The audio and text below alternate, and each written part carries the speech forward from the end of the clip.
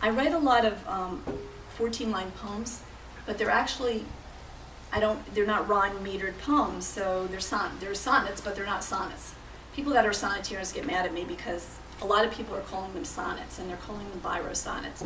And I just won second place for an award that he said this was an unrhymed sonnet. So, you know, who am I to argue with people that know better than me, right?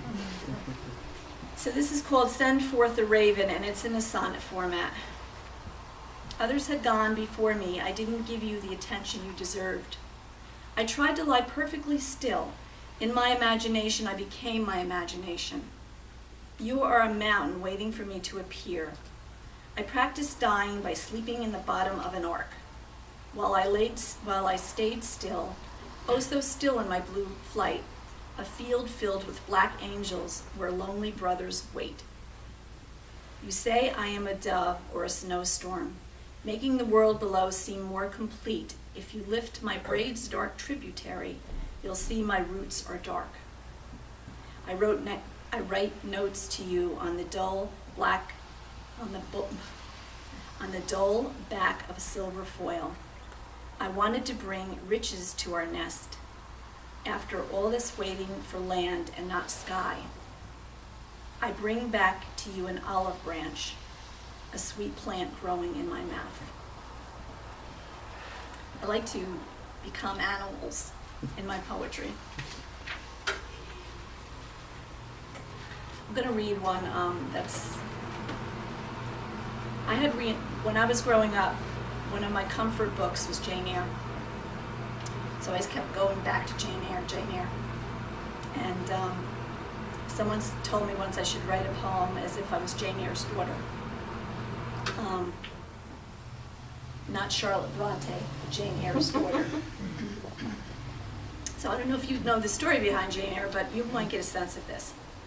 I kept thinking I was Jane Eyre's daughter. I suspected my mother really wanted a son. Fascinated with attics, I foraged through chests with breakable locks filled with baptism gowns, sniffed among mothballs for matchboxes from exotic pool halls, hints of adoption papers.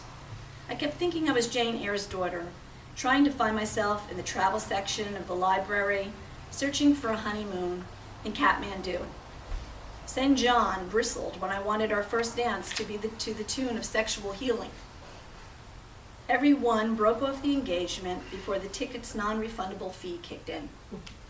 I kept thinking I was Jane Eyre's daughter. Weddings were unpleasant since I would rush in late, panting, I object, for the sheer joy of seeing horrified expressions, maids tearfully wringing hands and not bells.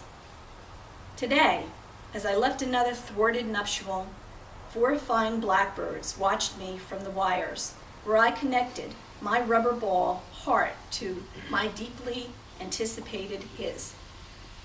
My mother, Aunt Reed, dear crazy Bertha, and Daddy, in his morning coat, the grim 4 posed perfectly still, like chessmen, while I crossed my bosom, which throbbed like the July sun and waited with little patience for Mother to play her next card.